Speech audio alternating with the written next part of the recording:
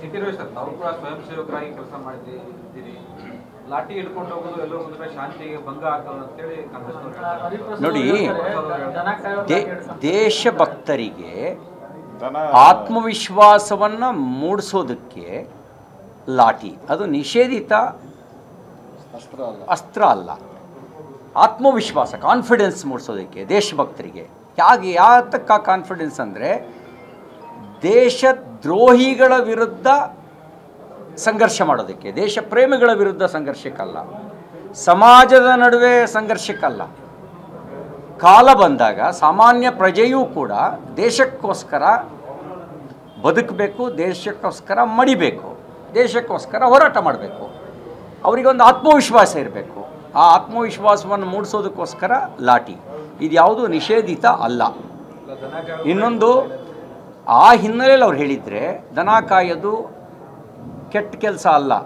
ನಮ್ಮ ದೇಶದಲ್ಲಿ ಭಗವಾನ್ ಶ್ರೀಕೃಷ್ಣನೇ ದನ ಕಾಯ್ದಿದ್ದಾರೆ.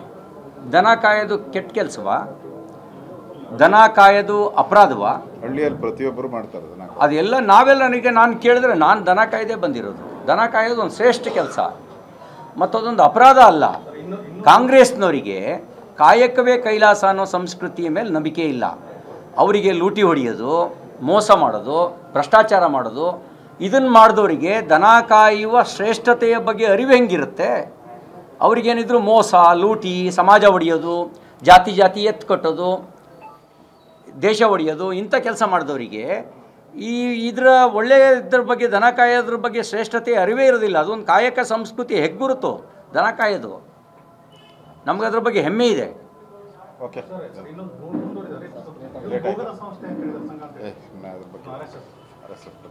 ಈಗ ಅರಿವಿಲ್ಲದೆ ಇದ್ದವರಿಗೆ ಅರಿವು ಮೂಡಿಸೋದು ಖಂಡಿತ ಮಾಡ್ಬೋದು.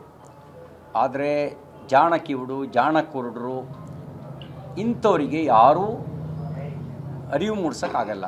ಗೊತ್ತಿಲ್ಲ ಅನ್ನೋರಿಗೆ ಅರಿವು ಮೂಡಿಸ್ಬೋದು. ಇಲ್ಲಿ ಯಾರಿಗೂ ರಿಜಿಸ್ಟ್ರೇಷನ್ ಮಾಡಿಸ್ಕೊಂಡು ಬರಬೇಕಾದ ಅವಶ್ಯಕತೆ ಇಲ್ಲ. ರಿಜಿಸ್ಟ್ರೇಷನ್ ಫೀಸ್ ಇಲ್ಲ. ಯಾರು ಬೇಕಾದರೂ ಬರ್ಬೋದು ಶಾಖೆಗೆ ಬಂದರೆ ಶಾಖೆ ಏನು ಅಂತ ಅರ್ಥ ಆಗುತ್ತೆ. ಈಗ ಅದು ಅರ್ಥ ಮಾಡ್ಕೊಳ್ಬೇಕು ಅಂದವ್ರಿಗೆ ಮುಕ್ತವಾದ ಅವಕಾಶ ಇದೆ. ಅದಕ್ಕೆ ಯಾರು ಬೇಕಾದರೂ ಬರ್ಬೋದು. ನಾವೇನು ಹೇಳೋದು? ಮತ್ತು ಈಗ ಹೇಳಿದ್ರಲ್ಲ ಆರ್ ಅಶೋಕ್ ಅವರು, ಸಾಂದರ್ಭಿಕವಾಗಿರ್ತಕ್ಕಂಥ ಸುದ್ದಿಗಳಿಂದ ಈ ಗೊಂಡಿ ಬಿದ್ದಿದೆ. 60% ಬಗ್ಗೆ ಗುತ್ತಿಗೆದಾರರು ಪತ್ರದ ಮೇಲೆ ಪತ್ರ ಬರೀತಾ ಇದ್ದಾರೆ, ಅವ್ರಿಗೆ ಧಮಕಿ ಹಾಕ್ತಾ ಇದ್ದಾರೆ. ಆಗ ಪೇ ಸಿ ಎಂ 40% ಅಂತ ಕೂಗ್ತಿದ್ದವರು ಈಗ ಗುತ್ತಿಗೆದಾರರಿಗೆ ಧಮಕಿ ಹಾಕ್ತಾ ಇದ್ದಾರೆ, ಅವ್ರಿಗೆ ಬೆದರಿಸ್ತಾ ಇದ್ದಾರೆ. ಬಾಯಿ ಬಿಡಬಾರ್ದು ನೀವು, 60% ಅಂತ ಬಾಯಿ ಬಿಟ್ಟರು ಹುಷಾರ್ ಅಂತ ಬೆದರಿಕೆ ಆಗ್ತಾ ಇದ್ದಾರೆ. ಕಿರಣ್ ಮಜುಮ್ದಾರ್ ಶಾ ಗುಂಡಿ ಬಗ್ಗೆ ಮಾತಾಡಿದ್ರೆ, ಅವರು ಮೋಹನ್ ದಾಸ್ ಪೈ ಗುಂಡಿ ಬಗ್ಗೆ ಮಾತಾಡಿದ್ರೆ ಏನು ನಮ್ಮನ್ನು ಬೆದರಿಕೆ ಆಗ್ತೀರಾ ಅಂತ ಕೇಳ್ತಿದ್ದಾರೆ. ಬೃಹಸ್ಪತಿಗಳ ಅಂಥೇಳಿ ಪುಂಖಾನುಪುಂಖವಾದಂಥ ಶಬ್ದ ಪ್ರಯೋಗ ಮಾಡ್ತಿದ್ದಾರೆ. ಇಲ್ಲಿಂದ ಗೂಗಲ್ಲು ವಿಶಾಖಪಟ್ಟಣಮ್ಗೆ ಹೋಯ್ತು. ಇವರಿಗೆ ಯಾಕೆ ಹೋಯ್ತು ಅಂತಂದರೆ, ಮಾಡೋ ಕೆಲಸ ಬಿಟ್ಟು ಬೇರೆ ಎಲ್ಲ ಮಾಡೋಕ್ಕೆ ಹೊರಟಿರೋದ್ರಿಂದ ಅದು ಹೋಯ್ತು. ಮಾಡೋ ಕೆಲಸ ಮಾಡಿದ್ರಿ ಸರಿಯಾಗಿ. ಆ ಗೂಗಲ್ಲು